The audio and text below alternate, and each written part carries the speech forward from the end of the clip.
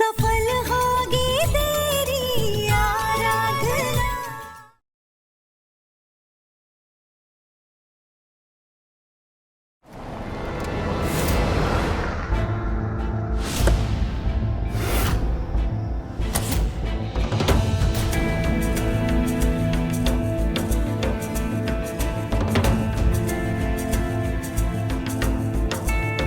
आराधना,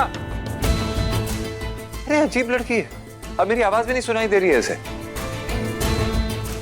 शायद इतनी टेंशन है सबको, सबकी जान खतरे में है और मैडम घर से बाहर निकल गई बिना किसी को बताए।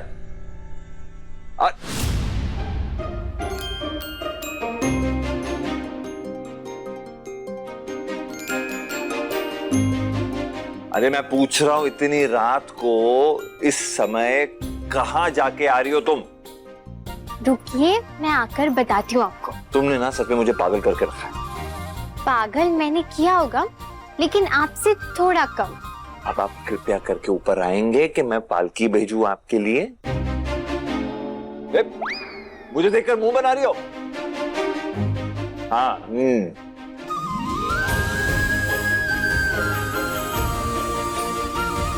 आएंगे ऊपर अभी आप, प्लीज।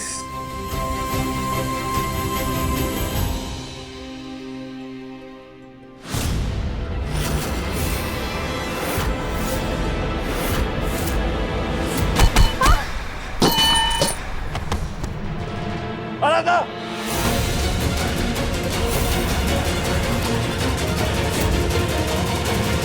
आराधना, आराधना, आराधना, आराधना, आराधना, किशन, किशन, किशन, देखो ना आराधना को क्या हो गया, आंखें भी नहीं खोल रही अपनी। भैया खून तो नहीं निकल रहा, लेकिन अगर अंदरूनी चोट हुई तो जान को ज्यादा खतरा हो सकता है भैया। डॉक्टर को बुलाओ। जी भैया।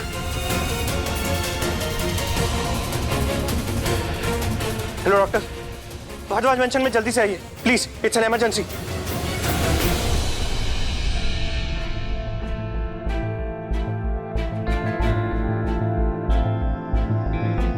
सब ठीक तो है ना? मतलब आराधना ठीक तो हो जाएगी ना, इससे होश तो आ जाएगा ना? अगर आप कहें तो इसे अस्पताल लेकर जाएं।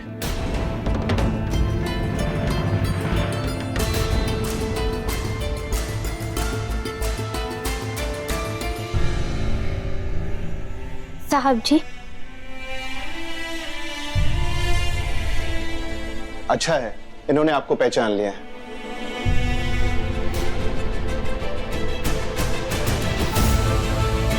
आराधना,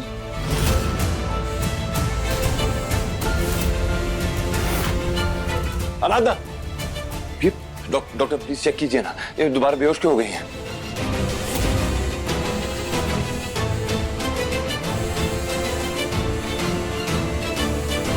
आप फिक्र मत कीजिए, डरने की कोई बात नहीं है। लेकिन ये अचानक ऐसे बेहोश क्यों हो गई है? शायद दिमाग में सूजन है जो आराम करने से भी ठीक हो जाती है। आप फिक्र मत कीजिए, सुबह तक सब ठीक हो जाएगा। आप चलिए, मैं आपको दवाइयों के बारे में बता देता हूँ।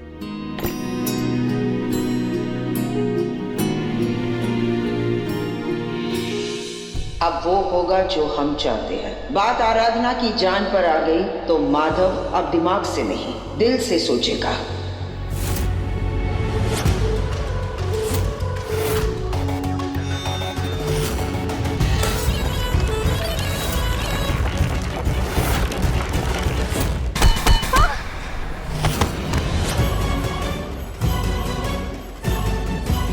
दादी, आराधना को आराम करने दो। अब किशन दवाइयां भिजवा देगा।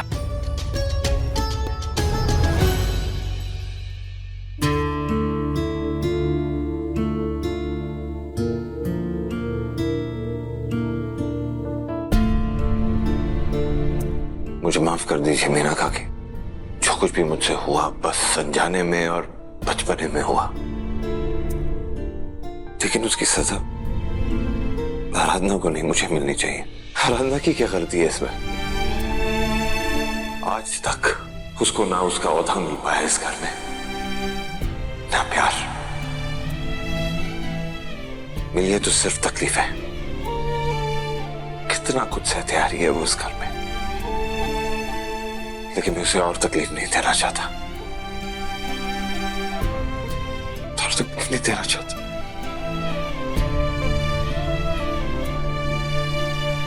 माधव, बेटा भगवान पे विश्वास रखो, सब ठीक हो जाएगा।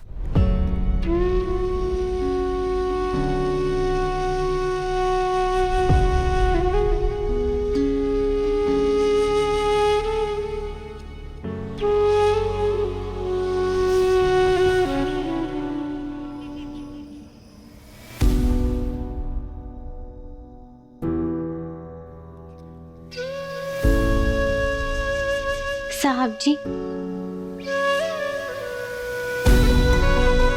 आराधना, आराधना,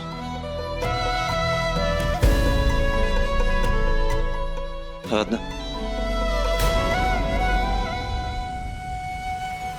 यहाँ से लिया हुआ हर कदम तुम्हें सिर्फ मुश्किलों के अंधेरे में ही ले जाएगा। पर बेटा, तुम्हें कदम तो आगे बढ़ाना ही होगा, तुम्हें कोई एक रास्ता तो चुनना ही पड़ेगा। दंगल एक्सप्रेस चैनल को सब्सक्राइब करिए।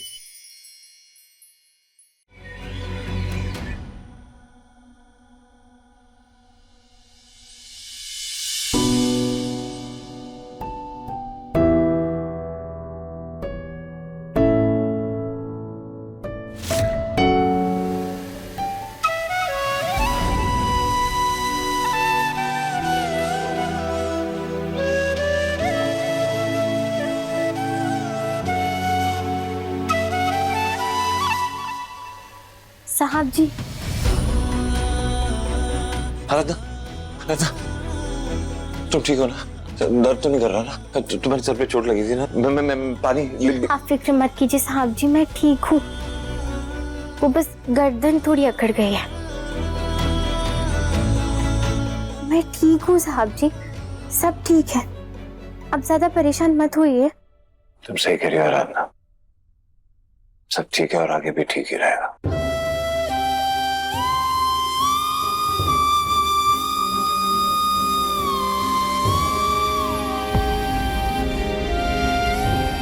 साहब जी, अब तुम अच्छी तरह आराम कर पाओगी आराधना, ये जरूरी है।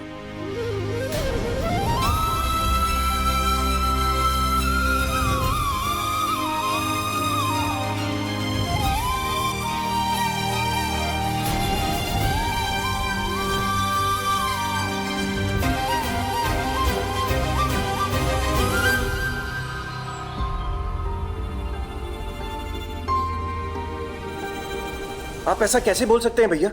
आप बिना हमसे पूछे इतना बड़ा फैसला कैसे ले सकते हैं? मुझे तो लगा था कि आप तांत्रिक बाबा की बातों को बिल्कुल भी नहीं मानेंगे। फैसला लेना तो दूर की बात है। जानता हूं कि ये फैसला तुम्हारे लिए बहुत शॉकिंग है। ये फैसला मेरे लिए भी आसान नहीं है किशन, क्योंकि जितनी तकलीफ तुम्हें हो रही है उससे कई ज्यादा मुझे हो रही है। लेकिन ये फैसला लेना बहुत जरूरी है।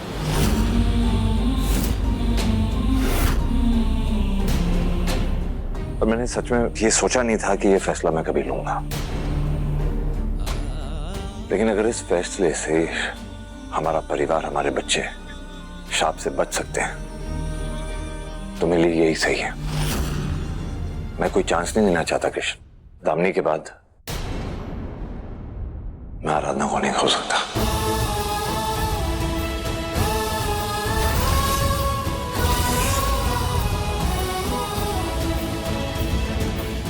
इसलिए मैंने फैसला किया है किशन, जनाब, मैं अपने बच्चों को कुछ होने दूंगा, न अपने परिवार को। इसीलिए मैं अपना नाम, अपनी सारी प्रॉपर्टीज, अपना कुल, सब कुछ त्यागने को तैयार हूं।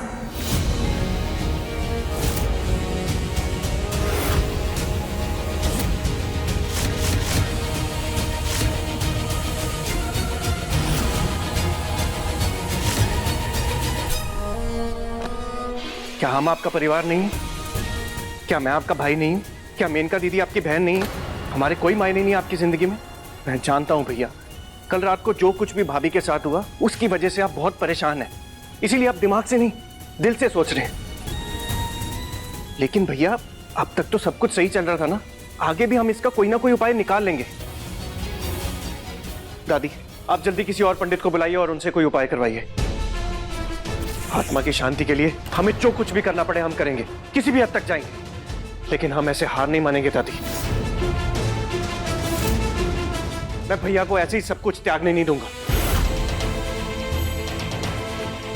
और भैया आप जल्दबाजी में इतना बड़ा फैसला कैसे ले सकते हैं? क्या जवाब देंगे हम पूरे समाज और अपने रिश्तेदारों को? क्या कहेंगे उन्हें हम कि कल से आप भारद्वाज नहीं हैं, आपके नाम के पीछे पापा का नाम नहीं है? दादी, आप इस घर की बड़ी हैं, अपने ज्ञान और अपने अनुभव से आप भैया को सही रास्ता दिखा सकती हैं। प्लीज दादी, आप ही भैया को कुछ समझाइए। हम क्या बोले किशन, माधव हमारे बेटे का बड़ा बेटा है, हमारे लिए तो हमारे बड़े बेटे जैसा ही है, हमारा उत्तराधिकारी है, हमारा खून है। इसका जो भी फैसला होगा, हर फैसले में इसके हार तो हमारी ही है ना। इसीलिए इस मुश्किल फैसले का दारोमदार सिर्फ माधव पर ही है।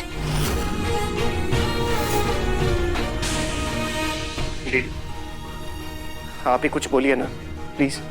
हाँ माधव, ये बहुत अहम फैसला है। ठंडे दिमाग से सोचना, थोड़ा सा वक्त लेना, उसके बाद एक सही फैसला लेना।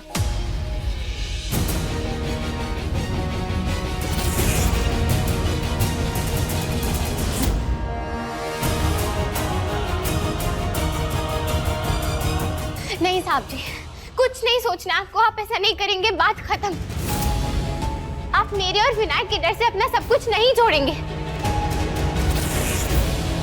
साहब जी, मैं बिल्कुल ठीक हूँ, प्लीज मेरी बात मानिए और भूल जाइए उस बाबा की बातों को। वो बेल इधर उधर हो जाता तो आज तुम हमारे साथ नहीं होती आराधना। ये तुम्हारी खुशनसीबी है कि तुम सही सलामत हो। तुम्हें लगता है ये खतरा मैं दोबारा मोल लूंगा? दामिनी के साथ जो कुछ हुआ उसके बाद मैं तुम्हारी जिंदगी के साथ चांस नहीं ले सकता आराधना। प्लीज मेरी बात समझो। लेकिन मैंने फैसला ले लिया है आराधना,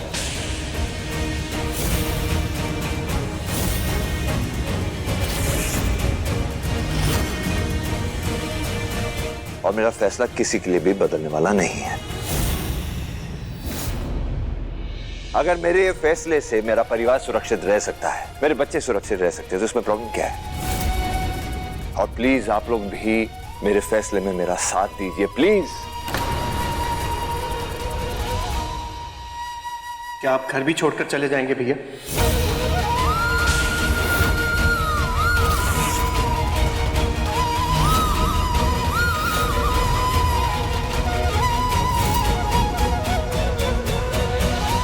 पहले पूजा तो हो जाने दो और मैं इस प्रॉपर्टी से हट जाऊं, अपने कुल से हट जाऊं, अपना नाम हटा दूं, फिर उसके बाद डिसाइड करेंगे क्या करना। मेरा एक सवाल है, अगर आप इस जमीन जायदाद बिजनेस से अपना नाम हटाएंगे और विनायक का नाम ट्रस्ट से हटा देंगे, उसके बाद ये सब किसके नाम होगा?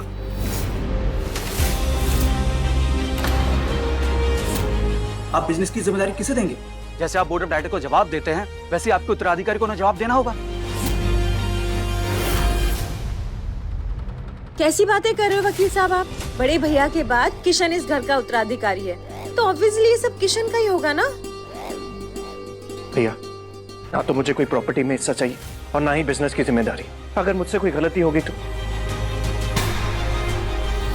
भैया, अगर पापा ने आपको ये जिम्मेदारी सौंपी थी वो सिर्फ इसलिए क्योंकि आप इसके लायक थे। अगर बिजनेस डूब गया तो क्या होगा हमारे परिवार का, बच्चों का क्या होगा? नहीं भैया, मैं ये जिम्मेदारी लेने के लिए बिल्कुल भी तैयार नहीं हूँ। क्या बोल रहे हो किशन? तुम्हें जिम्मेदारी नहीं चाहिए? मतलब आज नहीं तो कल ये सब तुम्हारा ही होगा ना? तुम्हें कभी तो जिम्मेदारी उठानी पड़ेगी ना किशन। भौरिया, हर बात में अपनी चोंच मारना जरूरी ना है, चुप रहो तुम। ऐसे क्यों लगता है तुम्हें किशन कि तुम लायक नहीं हो? बात सिर्फ पैसे, प्रॉपर्टी या बिजनेस की नहीं है भैया। पापा के जाने के बाद आपने हमें संभाला, आपने हमें पापा जैसा प्यार दिया, इस घर को, मेनका दीदी को, आर्यन, शिवानी, सबको संभाला है। हम आपके बिना नहीं रह सकते भैया। बदल लीजिए अपना फैसला साहब जी। मैं नहीं चाहती कि मेरी वजह से आप अपने पूरे परिवार से दूर हो जाएं। दादी के पोते, किशन भैया और मेनका दीदी के भाई, विनायक के पापा, भले ही आपका चरित्र एक हो लेकिन किरदार तो अनेक है ना, और मैं इन सबको आपसे दूर करने की वजह नहीं बन सकती। मैंने अपना फैसला कर लिया है।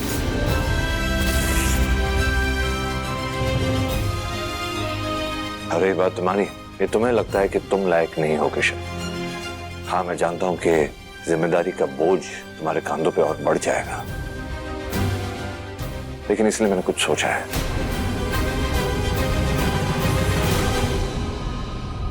हमने भी इसी उलझन से परेशान होकर तांत्रिक बाबा से बात करने की कोशिश की। उनसे पूछा कि अगर माधव को ये सब त्याग करना पड़े तो हमें क्या करना चाहिए। तो उन्होंने कहा कि माधव अगर अपनी सारी जायदाद किसी औरत के नाम करता है तो इस श्राप का असर कम हो जाएगा, क्योंकि ये श्राप भी तो किसी औरत का ही दिया हुआ है।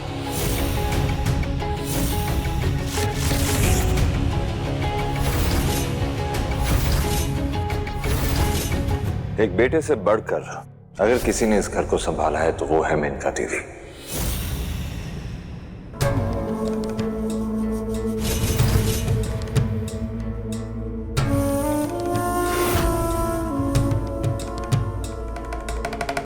और मेरा फैसला भी यही है, क्योंकि असल मायने में सबसे पहला हक तो आपका ही है ना दीदी।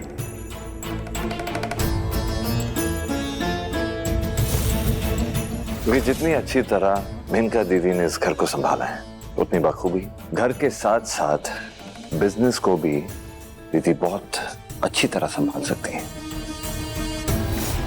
और जितनी भी जिम्मेदारी हैं उन्हें पूरी ईमानदारी से और निष्ठा से ये निभाएंगे। मुझे ये भी लगता है कि एक घर के मुखिया की तरह परिवार को जोड़ कर रखेंगे।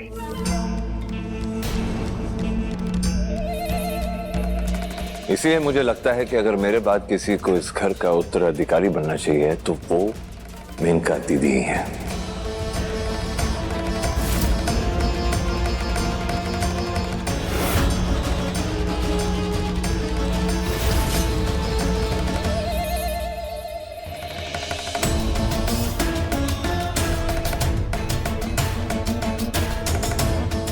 माधव, तुमने इतनी बड़ी बात कह दी, हम पर भरोसा किया, बस ये तो हमारे लिए बहुत बड़ी बात हो गई।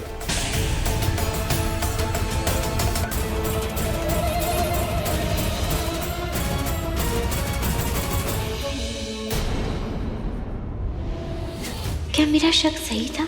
मेनका दीदी ने ये सब सिर्फ इसलिए किया ताकि उन्हें ये जायदाद, ये पैसे, ये सब मिल सके।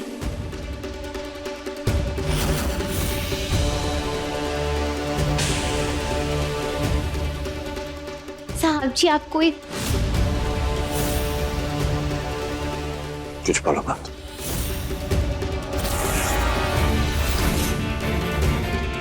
और तांत्रिक बाबा ने क्या कहा था? बड़ी पूजा करनी है ना, तो ये पूजा कल ही होगी। आप एक काम कीजिए, बाकी की जो भी फॉर्मेलिटीज हैं, पेपर्स हैं, सारे पेपर की तैयारी कर दीजिए, कल ही इन्हें साइन किया जाएगा। Alright, thank you. और हाँ किशन, मीडिया को भी तुम बुला लो। मैं खुद मीडिया से कल ये कहूंगा कि मैं भारद्वाज नहीं और सब कुछ त्याग रहा हूं।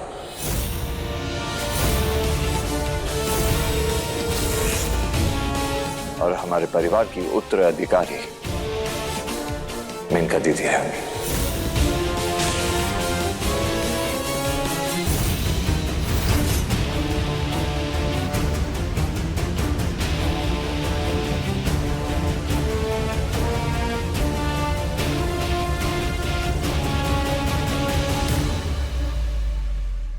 दंगल एक्सप्रेस चैनल को सब्सक्राइब करिए।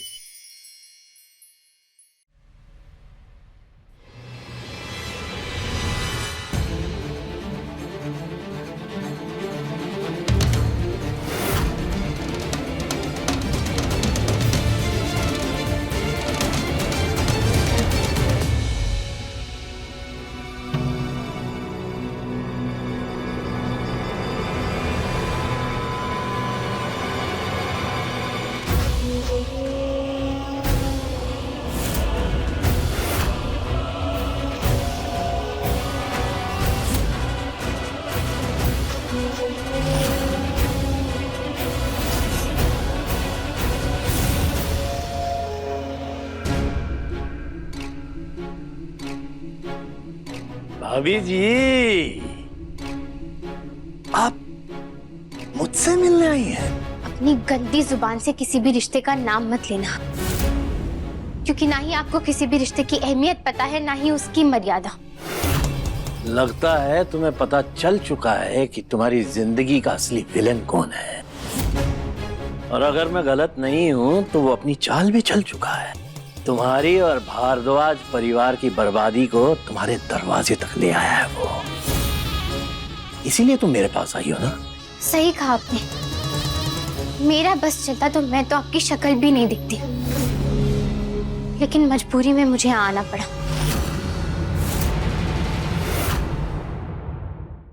दुश्मन का दुश्मन दोस्त होता है, और इस वक्त आपकी सबसे बड़ी दुश्मन तो मेनका दीदी है, क्योंकि उन्होंने ही आपको इन सलाखों के पीछे भेजा है कि इस पूरी दुनिया में आपके अलावा मेनका दीदी को कोई अच्छे से नहीं जानता। मुझे तो अभी भी विश्वास नहीं हो रहा है कि मेनका दीदी अपने परिवार को नुकसान पहुंचाने के बारे में सोच भी सकती है। सच सामने होने के बावजूद भी मेरा दिल ये मानने को तैयार नहीं है। इसीलिए मैं आपसे उनकी सच्चाई जानने आई हूँ, क्योंकि मैं जानती हूँ कि आप जितना नाराज हैं मेनका दीदी से, उसके बाद आप मुझसे उनकी सच्चाई तो छुपाएंगे नहीं। तो बताइए क्या है सच? मेरी पीठ पे वार किया उसने। अरे उससे बेहतर तो तुम्हारा वो पति माधव है। कम से कम जो भी उसने किया है वो छाती ठोक के किया है। दुश्मनी निभाई है तो सामने सामने निभाई है। लेकिन मेनका ने जो मेरे साथ किया है ना, उसकी माफी तो उसे नहीं मिलेगी। उसका पर्दाफाश करने के लिए मैं किसी भी हद तक जा सकता हूं।